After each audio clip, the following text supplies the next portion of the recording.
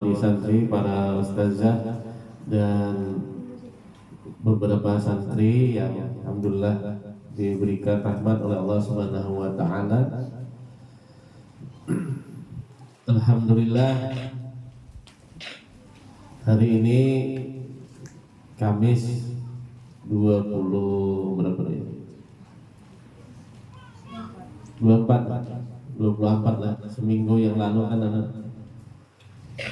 17 Agustus kita bisa diberikan Allah kesehatan, keafiatan untuk sama-sama bersilaturahim,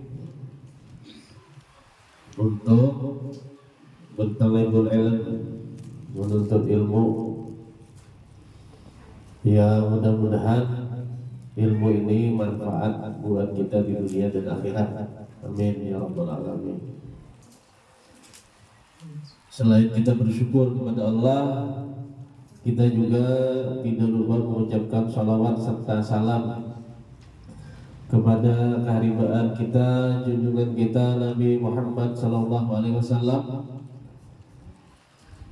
kepada para sahabat, para zuriat Rasulullah, tabi'in, para alim ulama, serta orang-orang yang mengikut jejak langkah Nabi Muhammad hingga yaumil akhir kelak.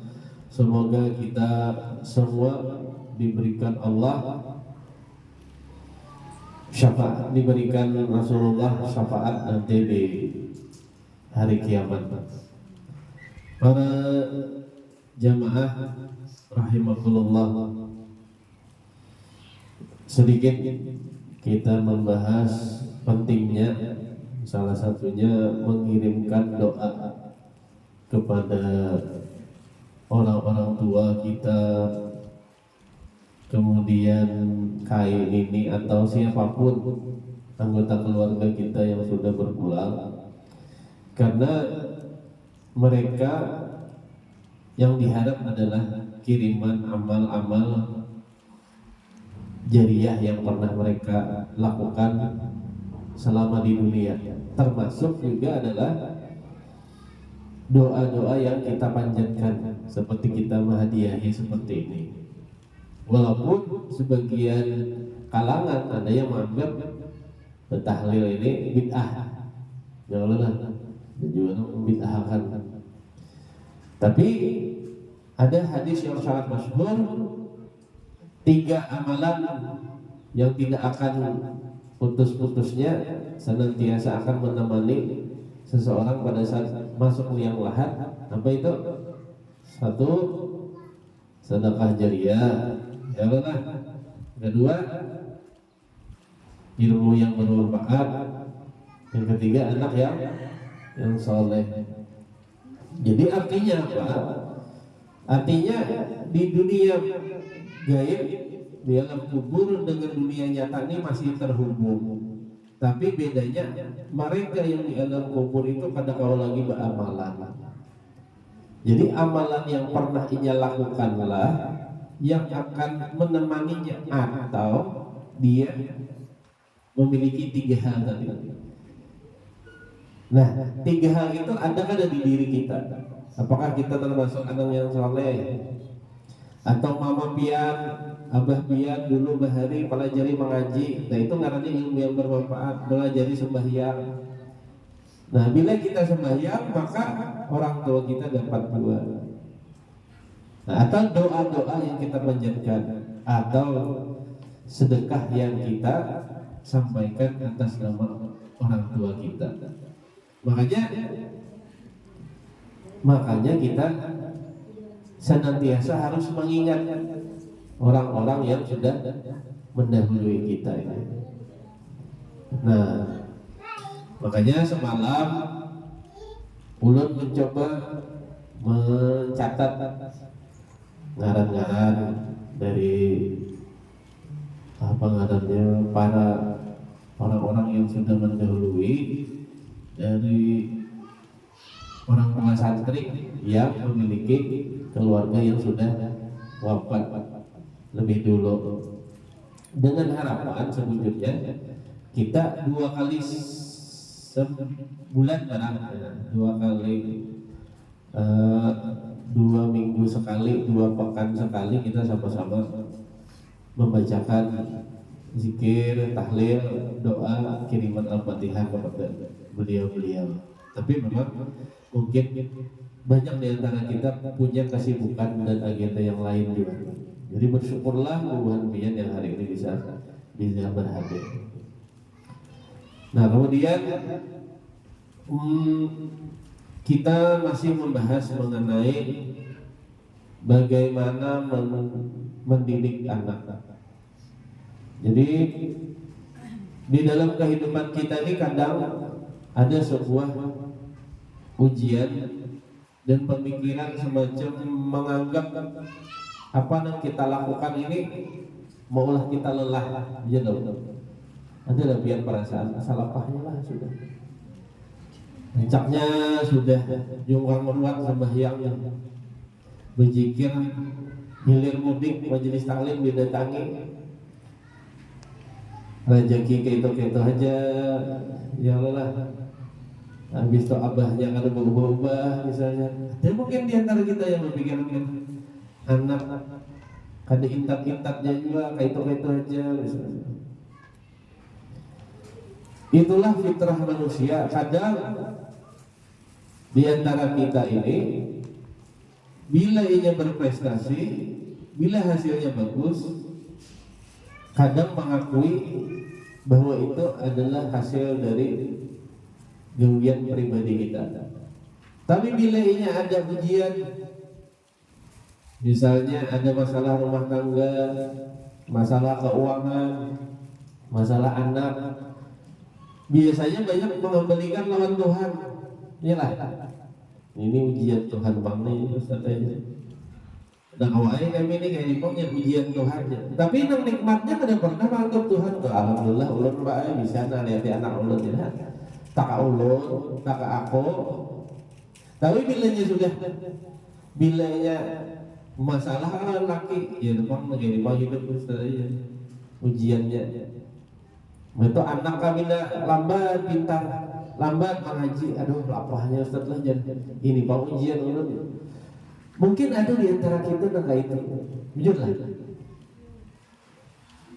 Itu ibaratnya wajar, tapi, nah ini ada tapinya. Tapi mulai hari ini mudah-mudahan ulun lampian ini bisa kita perbaiki sikap itu. Seharusnya dibalik. Bila ini ada masalah, kembali ke diri kita, jujur lah. Kan orang kadang kalau bepadah apabila ada hal-hal yang salah itu dari ulun pribadi, dan apabila ada hal-hal yang benar segala sesuatunya semuanya berasal dari Allah. Itu kita bisa menyambat. Tapi kadang pada saat kejadian yang lelah, pada saat terjadi di dalam yang salah itu adalah Allah, bila ia yang nyaman, yang bujur, yang baik itu adalah ulun. Nah inilah yang harus kita perbaiki di dalam kondisi kita menjalani kehidupan ini. Para jamaah rahimakumullah. Jadi ada penanaman yang diajarkan oleh Luqmanul Hakim. Jadi salah satu yang ditekankan oleh Luqmanul Hakim di dalam surah Luqman. Jadi Luqman ini adalah bukan, ada yang mengatakan nabi, tapi ada yang tidak. Sebagian besar mengatakan bahwa Luqman ini bukan nabi, tapi adalah hamba Allah yang soleh seperti Imran, ya. Nah Luqman, nah yang ada dituliskan menjadi surah di dalam Al-Quran. Di dalam surah Al-Quran dikatakan ada nama seorang soleh yang bijaksana. Jadi kalau kita itu adalah mengatakan tokoh-tokoh di dalam dunia Islam ini, bilainya yang Nabi penuh ujian siapa? Pasti kita ingat Nabi Ayub. Nabi yang menjadi raja dunia siapa? Nabi Sulaiman. Nah, tokoh di dalam Al-Quran yang menjadi seorang yang bijaksana adalah Luqmanul Hakim. Makanya ngarannya selanjutnya Luqman aja, tapi ditambahi Hakim oleh gelar yang disematkan kepada beliau. Kenapa Hakim? Hakim itu adalah artinya bijaksana. Nah, ternyata dalam mendidik anak, setelah ulun pelajari lebih mendalam, urutannya kita banyak yang sudah salah. Ya. Jadi kita banyak lebih mengenalkan,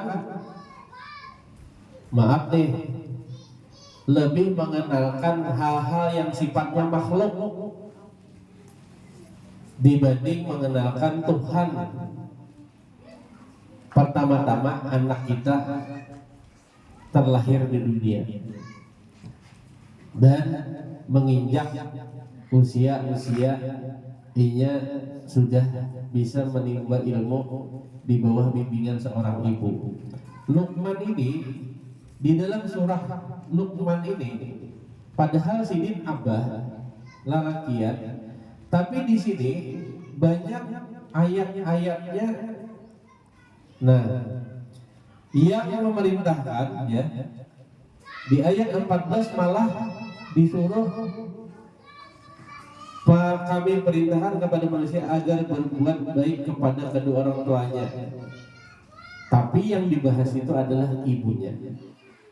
Jadi yang lebih ditekankan di dalam surat Luqman ini, didikan itu lebih ditekankan kepada seorang ibu. Bahkan Rasulullah Shallallahu Alaihi Wasallam menerangkan di dalam hadis, siapa yang harus dihormati 3 kali sidin menyembah ibumu,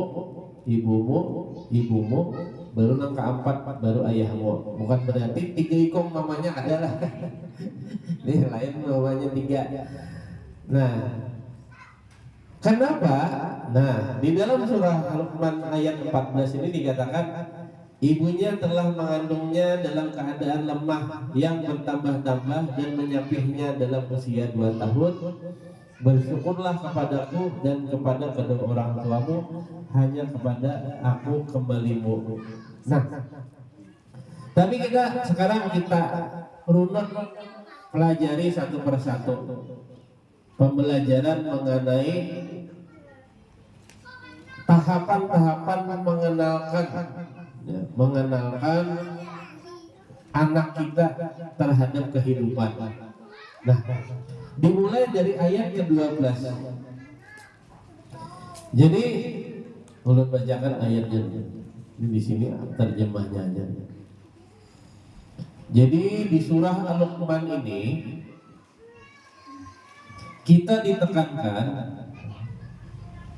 Nah, ayat 12. Walaqad atayna Luqmanal hikmata anishkur lillah wa may yashkur fa innama yashkuru li nafsihi wa man kafara fa innallaha ghaniyyun hamid. Nah, ini yang pertama. Ini yang harus kita tekankan. Dan sungguh telah kami berikan hikmah kepada Luqman, yaitu bersyukurlah kepada Allah, dan barang siapa bersyukur kepada Allah maka sesungguhnya dia bersyukur untuk dirinya sendiri, dan barang siapa yang ingkar maka sesungguhnya Allah maha kaya lagi maha terpuji. Itu ayat ke-12. Jadi ini yang membahas apa yang ulun bahas pertama tadi. Kenapa di antara kita banyak, maaf, doa-doa ini kita nih gak ada diijabah oleh Allah. Jadi seperti yang ulun katakan pertama tadi, bila kita dapat nikmat, banyak kembalinya ke diri kita karena atas kemampuan dan kesungguhan, kepintaran, kegigihan kita. Tapi pada saat ada ujian, kita kebanyakan mengembalikan ini adalah karena Allah menguji kita. Jujurlah. Coba kita balik. Kita dapat ujian, kita tetap bersyukur atau kita bersabar, ya. Dan apabila kita dapat karunia nikmat dari Allah, kita juga senantiasa bersyukur. Maka hubungan dari ayat ini adalah la in syakartum la azidannakum. Apa semua ini? Wa la in kafartum inna adzabi lasyadid. Barang siapa orang yang mau bersyukur, ya janganlah, maka nikmatnya ditambah. Nah, ini yang harus kita lakukan. Jadi mulai hari ini ubah kacamata pian tentang keadaan hidup nih. Jadi kada perlu ubah orang lain, ubah diri pian. Jadi menghadap mau ubah nih hijau, jangan semuaan dicat hijau. Atau muha orang dicat hijau, semuaan supaya hijau. Ada, cukup ganti kacamata pian, ganti kacamata hijau, maka semua akan terjadi hijau.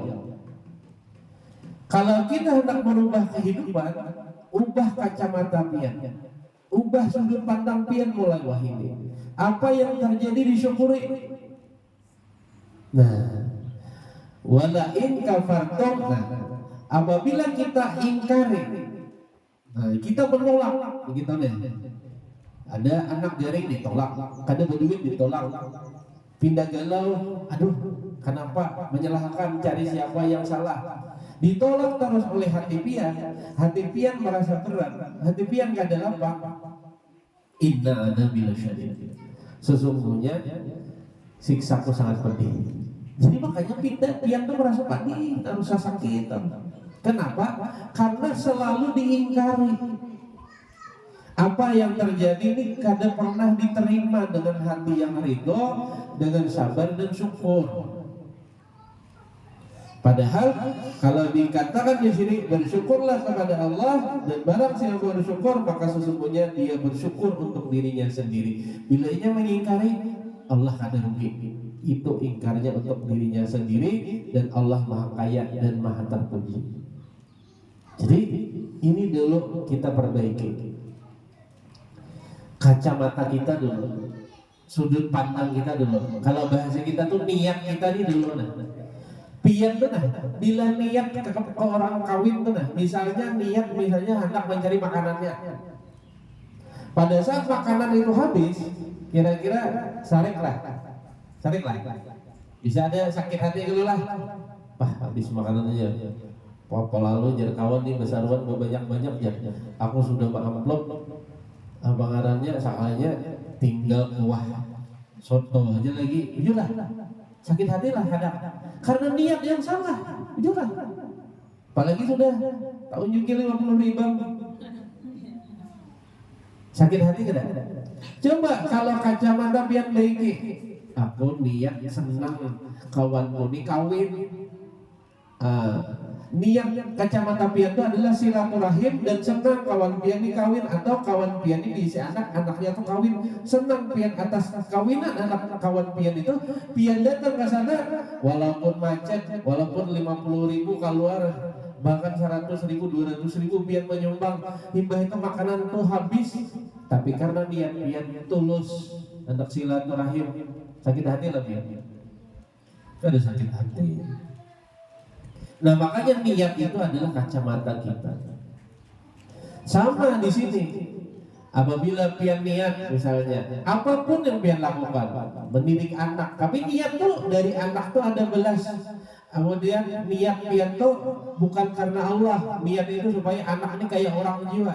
Niat karena makhluk, hati-hati. Pian akan dikecewakan oleh hati pian seorang. Makanya tadi Barang siapa tidak bersyukur, maka sesungguhnya Allah Maha Kaya. Jadi untuk dirinya seorang juga. Nah, makanya perlu benar kita luruskan niat. Makanya di dalam hadis arba'in, hadis yang paling pertama dibahas adalah innamal a'malu bin niat. Nah, seayat lagi. Kemudian, tahapan yang kedua, dan ingatlah wa wasainal insana. Belum. Wa idh qala Luqman libnihi. Nah, dan ketika Luqman berkata kepada anaknya, wa huwa ya'izuhu ya bunayya la tusyrik billah. Wahai anakku, janganlah engkau mempersekutukan Allah. Inna syirka la zulmun azim. Sesungguhnya mempersekutukan Allah adalah benar-benar kezaliman yang besar. Jadi Bu, kita ini kadang abai mengenalkan Allah ini lawan anak gue. Banyak mengenalkan artis, mengenalkan huruf-huruf A, B, C, ini matematika. Tapi mengenalkan Allah itu jarang di antara kita nih. Inilah yang mengolah kita itu, tahapan kita mendidik anak itu orientasinya itu duniawi, makhluk bukan khalik. Khalik itu kan cuma satu, makhluk itu kan semua yang diciptakan khalik. Khalik itu artinya pencipta, makhluk itu adalah yang diciptakan.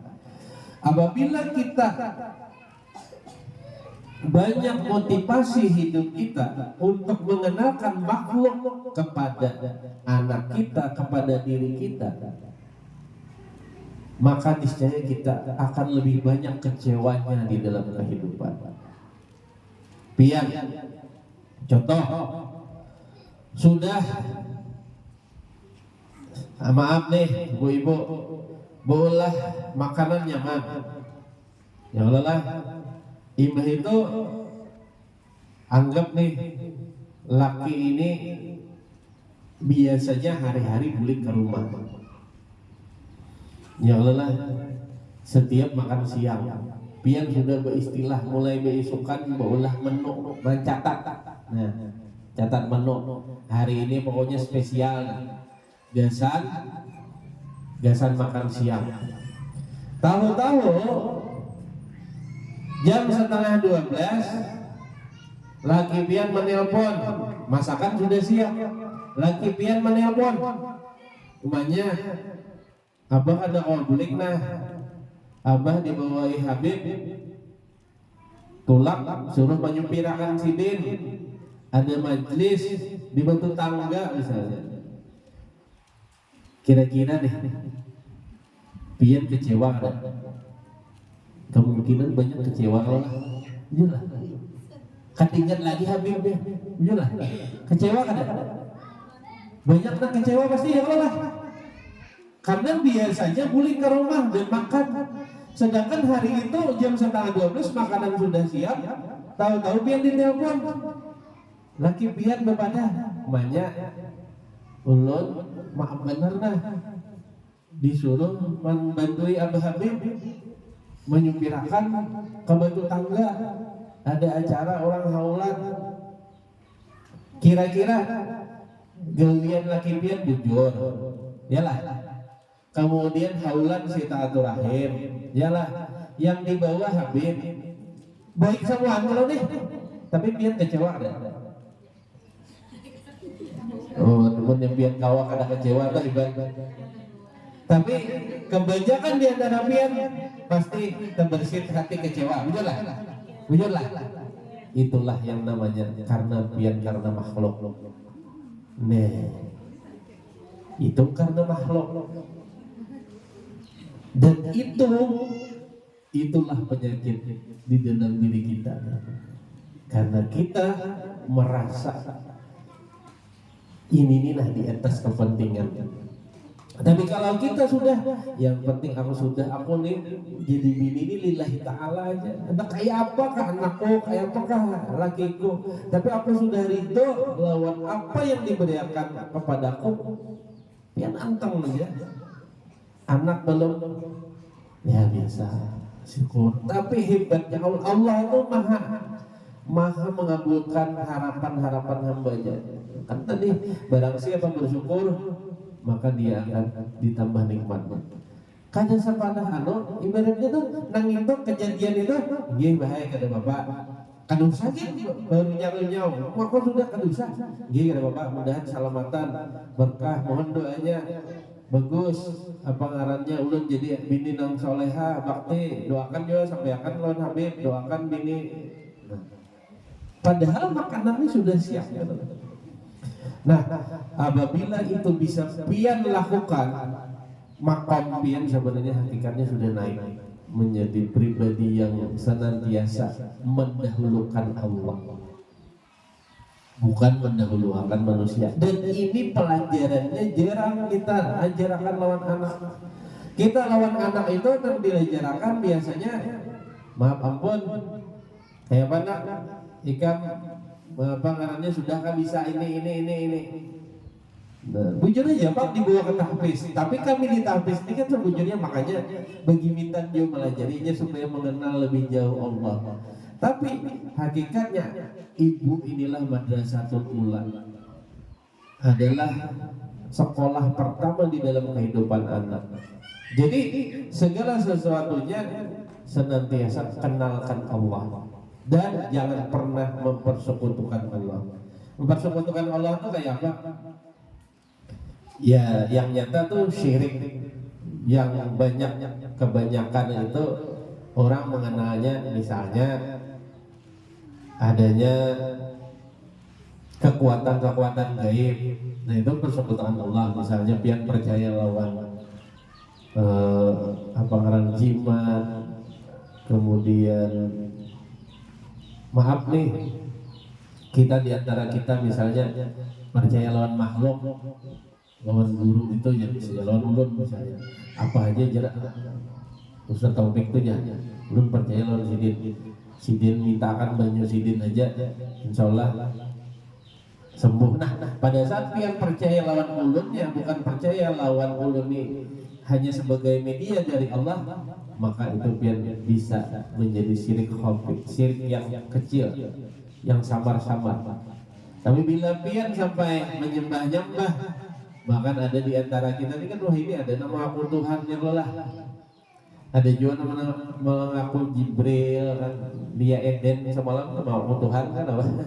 Jadi nama aku Nabi, nama aku Tuhan tuh banyak mulai zaman Nabi itu ada yang mengaku Nabi juga, ngarannya Musailamah Al-Kadzdzab. Nah di akhir-akhir ini ada juga, bahkan di beberapa ini ada saat-saat ini nang menembus surga 5 juta bayar ya. Nah ada juga berarti kan mengaku Tuhan juga 5 juta bayar menembus surga.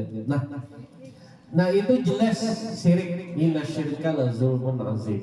Jadi kesirikan ini harus kita jauhkan. Apa contoh kesirikan?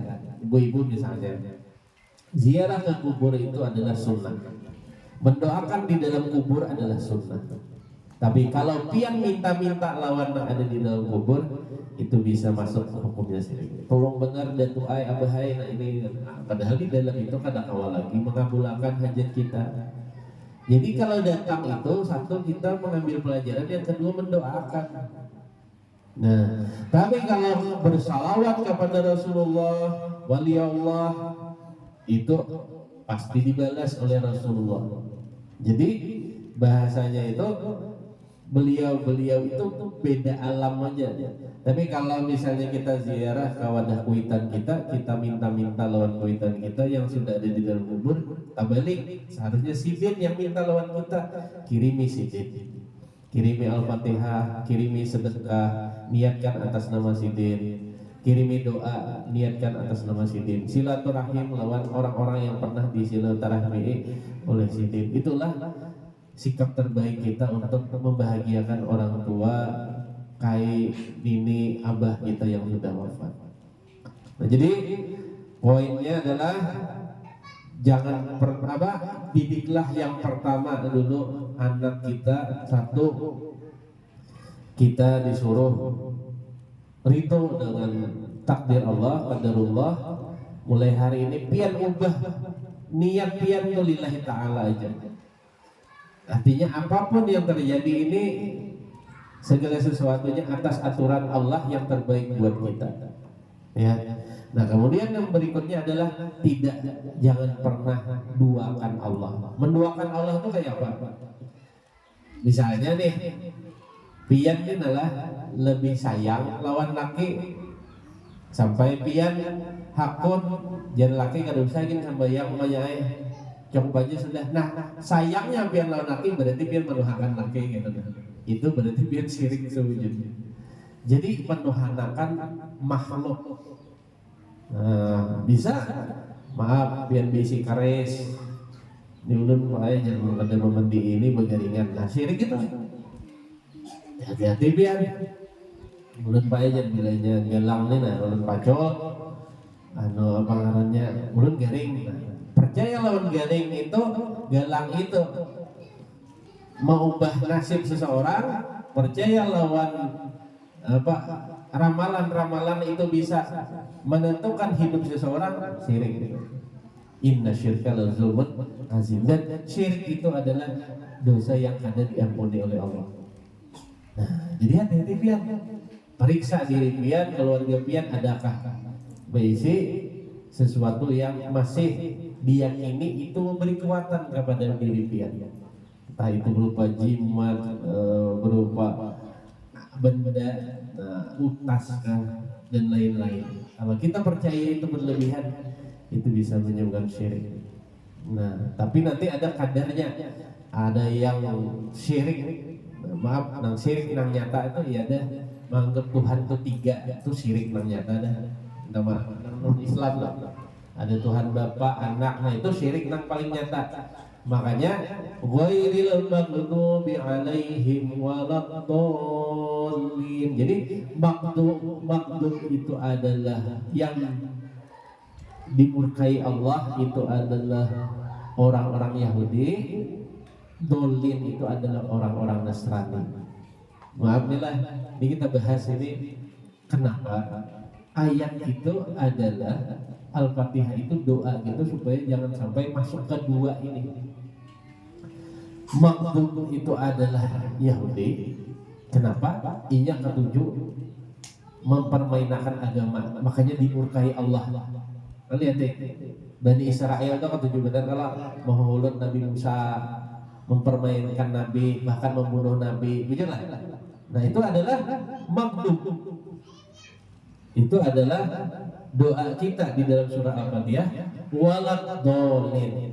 Nah, dolin itu siapa? Yang sesat itu adalah, minta maaf, kaum Kristen, Nasrani. Nasrani itu sesat. Apa? Inya mempercayai Tuhan itu diisi anak. Nabi Isa itu adalah Tuhan. Ada Tuhan Bapa, ada Tuhan Ibu, itu Bunda Maria. Nah, itu adalah dolin, sesat. Nah, jadi dua inilah yang sering kita baca, tapi kita tidak tahu apa artinya orang yang dimurkai lawan yang sesat. Ya yang dua ini, kaum yang dua ini. Nah, mudah-mudahan kita istiqomah sampai akhir hayat kita senantiasa di dalam Islam. Amin ya rabbal alamin. Dan luar biasa ujian fitnah menjelang akhir maut kita adalah ujian ini kayak disuruh kita syirik, hati-hati. Makanya kita selalu berdoa, Allahumma hawwin alaina bi syakaratil maut. Itu saja mungkin yang bisa ulun sampaikan. 2 pekan lagi kita membahas tahapan ayat ke-14-nya. Nah, tentang apa yang kita perlu didik kepada anak kita. Kita akhiri dengan doa kafaratul majlis. Subhanakallahumma bihamdika asyhadu an la ilaha illa anta astaghfiruka wa atubu ilaik. Billahi taufiq wal hidayah wal ridha wal inayah. Wassalamualaikum warahmatullahi wabarakatuh.